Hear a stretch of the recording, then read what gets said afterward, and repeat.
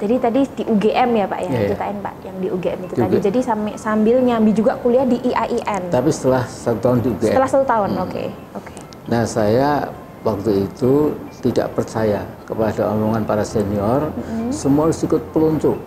Kalau ikut peluncuh tidak bisa menjadi anggota perpustakaan, tidak bisa ikut ikut organisasi masing-masing di jurusan, tidak bisa segala macam. Pelonco yang IAIN atau UGM? Pelonco yang UGM. Yang UGM, oke. Ya, karena pelonco itu biasa penghinaan. Dikasih sabun, dikasih yang baunya nggak enak itu, dan disuruh suruh push up, macam kalau nggak digajul dan lain-lain, luar biasa ya. Zaman dulu Mas, ya saya nggak percaya juga sih. Nah, setelah itu saya nggak ada apa-apa, sehingga teman-temannya, wah Min, Anda betul nggak, dari risikonya nggak ikut pelonco nggak apa-apa. Berarti Bapak skip pelonco itu, kepeloncoan itu Bapak skip nggak ikut? Itu berapa lama Pak masa pelonco? Pelonco kan 2 minggu kalau 2 minggu, dan Bapak 2 minggu itu nggak ikut? Nggak ikut. Teman-teman Bapak semuanya ikut? Ya, saya semangat pertama. Hari pertama saya ikut, kemudian ini penghinaan saya nggak mau. Ya. Jadi nggak ketahuan ya Pak, Bapak nggak ikut pelonco itu nggak ikut? Iya, ketahuan. Tapi nggak ada apa-apa kok. Oke. Nah kemudian di Visipol UGM jurusan HI itu saya betul-betul ya Allah mendapatkan kesempatan belajar yang sungguh-sungguh. Ya. Bahkan seperti nggak percaya kalau saya katakan, ketika saya lulus bakaloriat sarjana muda itu, ya dari 450 mahasiswa 6 jurusan, ya jurusan ilmu HI, ilmu administrasi negara, ilmu pemerintahan, ilmu sosiologi, ilmu komunikasi, dan sosiatri. Ini aneh nih, ada jurusan sosiatri. Ya.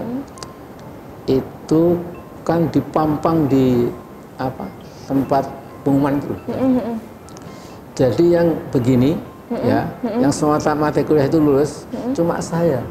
Alhamdulillah, bayangkan. Cuman Pak Amin dari 450. Sehingga saya terkenal sekali waktu itu. Luar biasa dong. Ya Allah. Ya itu karena Bapak belajar sungguh-sungguh tiap hari ya? Sungguh-sungguh ya, tapi sambil berdoa. Ya. Dan bayangkan waktu itu masih nyambi juga kan di IAIN? Iya. Tahun kedua ya? Tahun kedua ya. Jadi saya waktu lulus bakaloriat itu, saya sudah tinggal 2 di IAIN. Oke.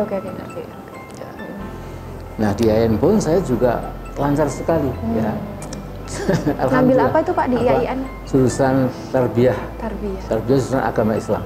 Jadi ada bahasa Arabnya juga ya belajar? Iya, ada bahasa Arab. Jadi pertama kali belajar bahasa Arab itu bukan apakah dulu? Kalau bahasa Arabnya saya pelajari di Ma'mun Ulum waktu di Solo maupun Madrasah Al-Islam. Ya. SMP SMA. Jadi saya sudah hafal itu sorof itu loh ya. Yang fa'alu.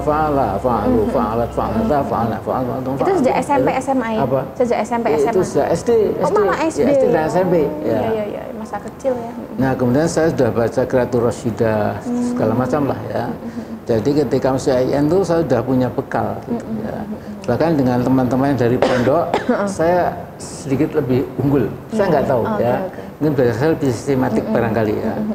Nah saya punya utang budi kepada Abdul Karim El Hayaza. Ya. Siapa tuh Pak? Itu temannya Pak Razak, teman senior dari Mu'alimin. Ya, waktu dia mau ke Timur Tengah itu buku bahasa Arabnya berikan saya semua. Ya. Bisa baca. Nah kemudian disitulah saya merasa bahwa kalau kita belajar sungguh-sungguh ya itu akan bisa kita atasi gitu.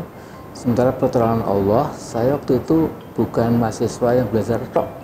Saya aktif di IMM, ya, Mahasiswa Muhammadiyah, dan juga di LDMI HMI, Lembaga Dakwah Mahasiswa Islam. Ya. Saya sering rapat, kadang-kadang belajar saya kurang gitu.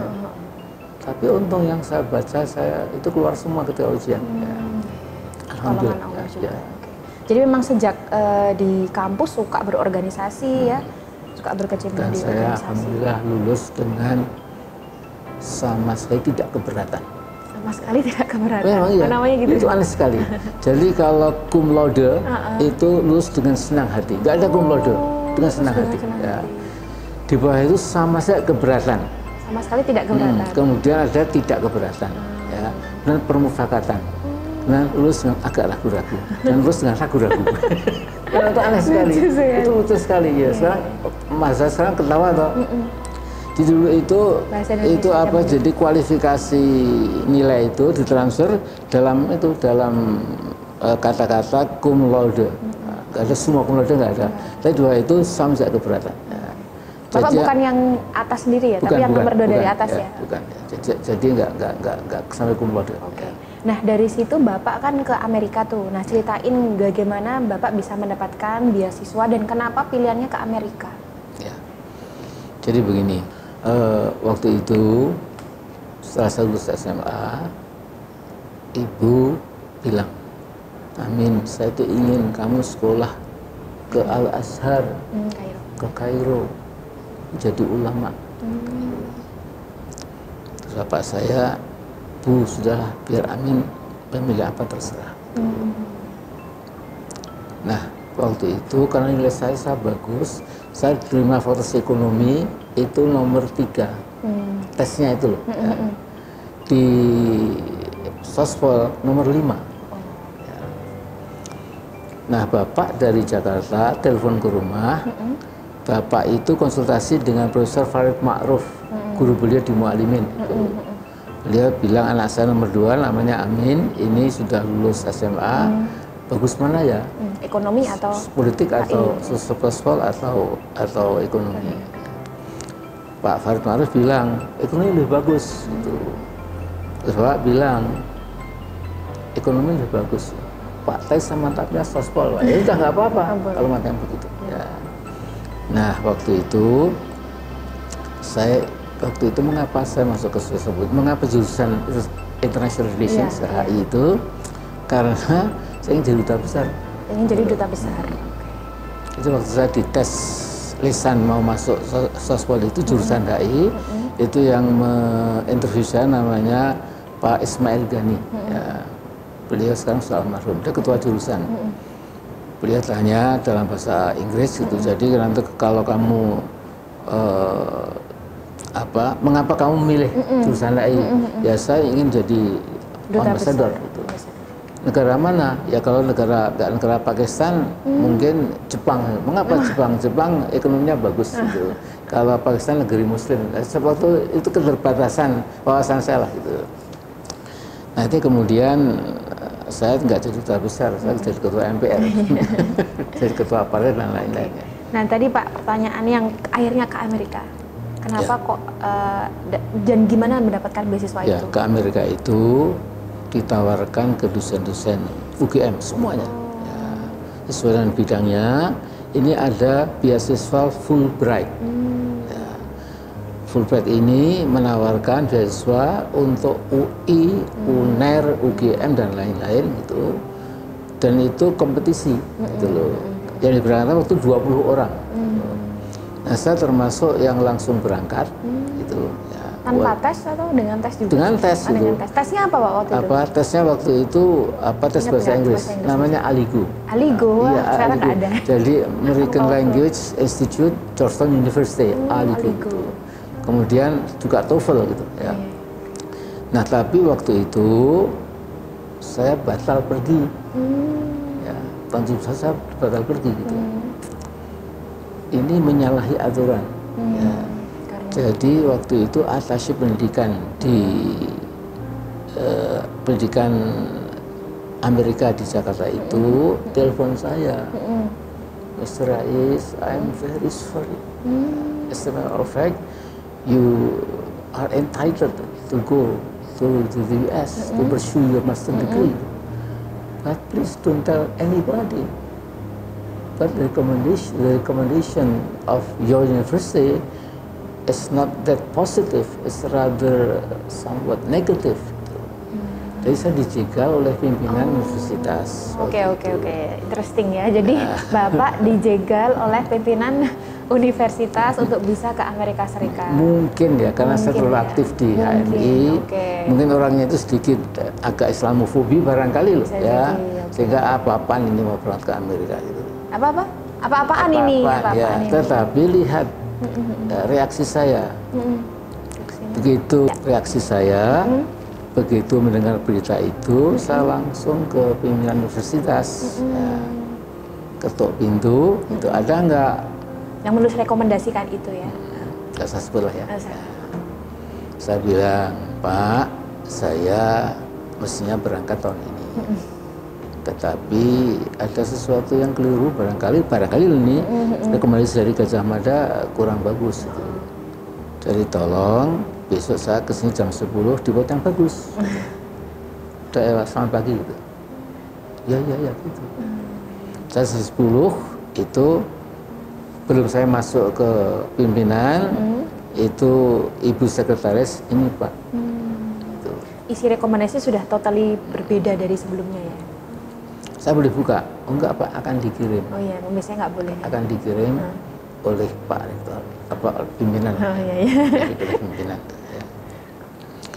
Kemudian saya bilang, Pak, saya nanti mau naik kereta api malam, ya kereta api Bima, Jakarta. Paginya akan saya sampaikan langsung ke ke embassy Amerika. Ya sudah, boleh saja. Gitu. Kemudian saya keluar dari kantor pimpinan itu, saya buka. Saya pilih dulu, oh udah bagus, saya tutup kembali, saya kirim pakai LTH. Jadi artinya apa? Artinya, kalau kita itu benar, ya, tapi kita ya tegas, tapi tetap sopan, itu kita akan dihargai juga. Oke, nah sekarang Bapak berarti S2-nya itu di Chicago University, S3-nya di Notre Dame? Belum ya? Terbalik. Saya S2-nya di Notre Dame, ya. Kemudian S3-nya Chicago. Setahun kemudian saya ke Chicago. Ya. Oke. Nah, waktu di Notre Dame itu saya satu-satunya orang Indonesia. Di Notre Dame itu ya. Saya kesepian, ya. Sementara waktu itu teman-temannya kebanyakan orang dari mana, Pak? Apa? Teman-temannya kebanyakan orang dari nationality mana? Ya, ada dari Jepang, dari Korea, dari Cina, dari Filipina gitu ya. Orang Malaysia juga sedikit, tetapi yang di Northern Illinois University, temannya Pak Syafi'i kan kita berangkat sama-sama. Jadi Syafi'i Ma'arif, Lasul Amar yang rektor itu gitu. Kemudian dari Bandung ada Mansur Saya Negara dari IKIP Bandung dan lain-lain. Itu bilang di NIU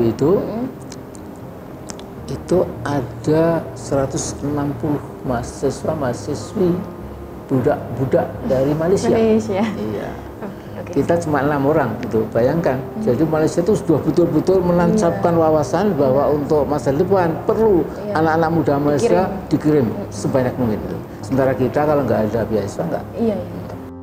Oke, jadi tadi yang dari Malaysia itu 160 lebih, dari Indonesia hanya 6. Oke. Nah, kemudian saya singkat kata pulang. Ya, pulang ke Indonesia. Dari Notre Dame. Notre Dame S2. Notre Dame ya, sudah dapat master degree gitu. Kemudian saya pulang.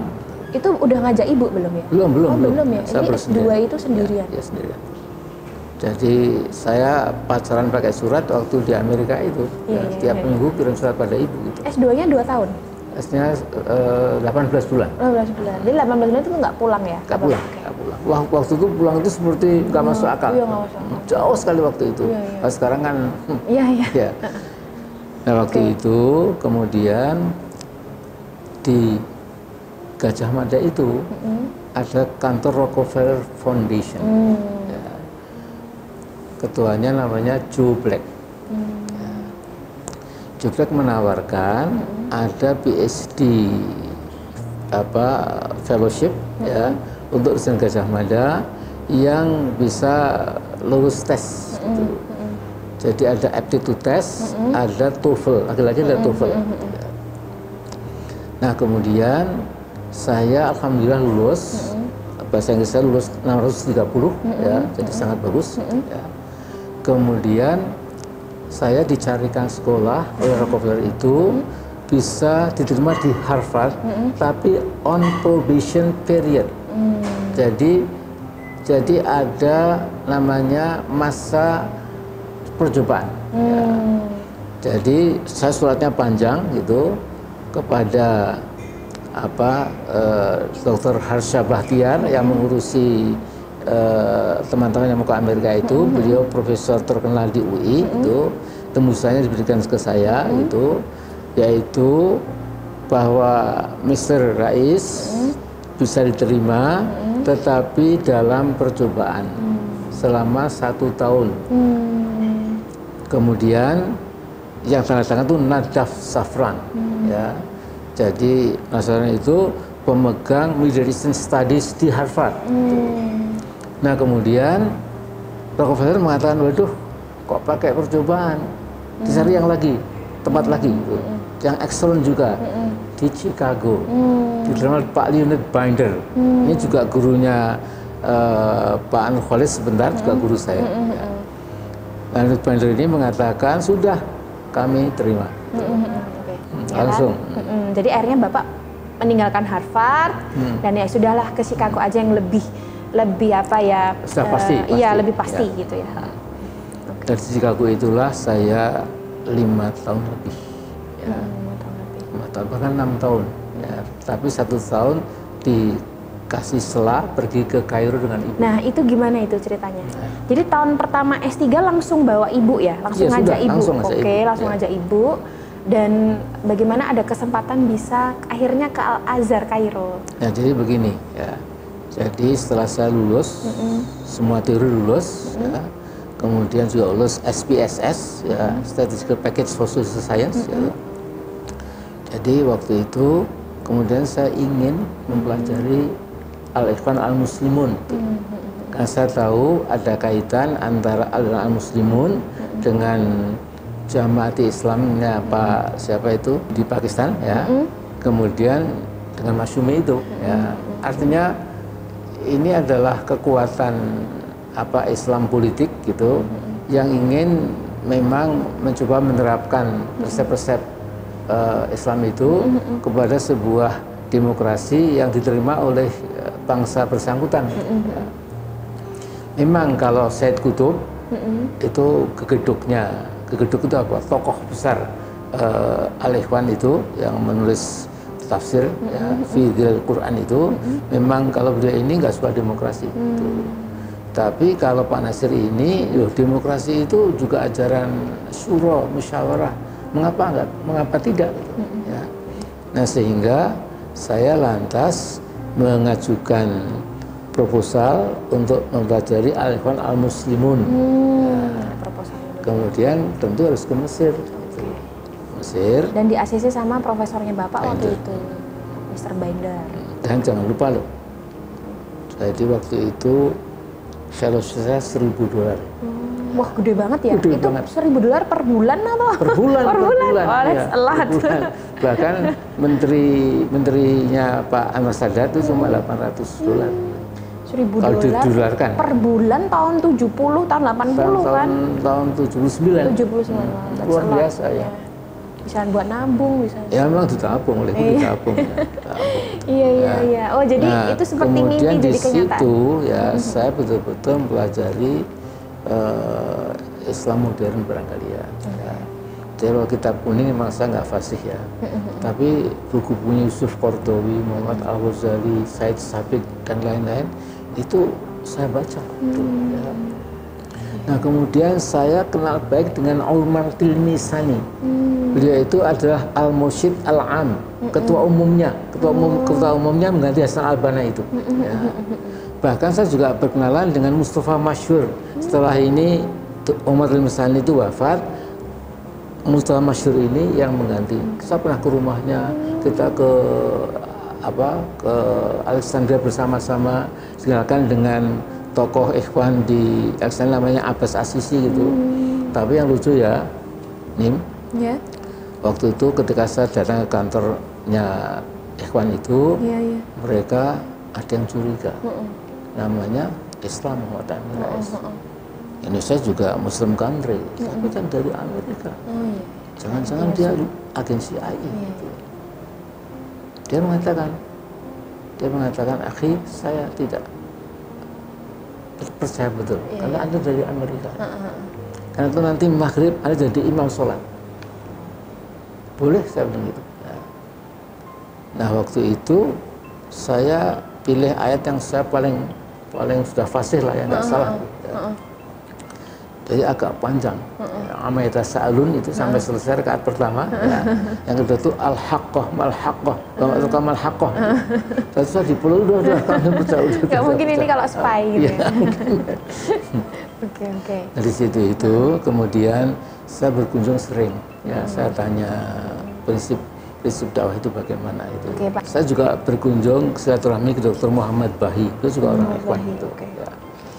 Nah kemudian intinya ya mereka yakin sekali bahwa Islam itu sesungguhnya dengan prinsip musyawarah dan syuranya itu sangat applicable ya untuk demokrasi yang ditawarkan Barat itu ya. Cuma kalau Ikhwan itu ini demokrasi plus God ya.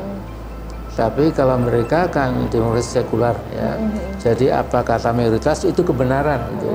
Nah kalau demokrasi ala Ikhwan itu apa kata masyarakat itu belum tentu kebenaran. Betul. Ya. Belum kata masyarakat minuman keras itu harus halal untuk 18 tahun ke atas. Tapi bagi Ikhwan tidak bisa. Sekali haram ya haram gitu. Sampai ke pergaulan lagi perempuan dan lainnya. Nah, saya menimba banyak, ya. Sehingga saya berhasil membuat sebuah dissertation, ya, judulnya itu The Muslim Brotherhood in Egypt, ya. The Rise, the Demise, and the Resurgence. Ya. Jadi Al-Ikhwan Muslimun di Mesir, kebangunannya, kemudian kemerosotannya, dan kebangkitannya. Nah saya menulis itu loh, menulis saya dengan keajengan ya, sehingga saya dapat surat dari seorang PhD candidate dari Pakistan, belum pernah bertemu dengan saya gitu, kirim surat, dia bilang bahwa saya membaca dissertasi Anda yang disimpan di Library Chicago itu, Regenstein ya, itu saya mendengar Anda itu memang menyala-nyala gitu. Anda itu yakin sekali pada Islam gitu. I can see from your writing gitu ya. Ya saya mengatakan terima kasih gitu. Memang saya waktu dengan antusiasme ya, dengan semangat membara, dengan hamasah. Ya dalam bahasa Arab itu. Ya. Nah jadi kemudian saya banyak menimba waktu di Amerika itu. Jadi apalagi di Mesir. Mesir itu tahun yang sangat-sangat meninggalkan bekas yang sangat positif ya.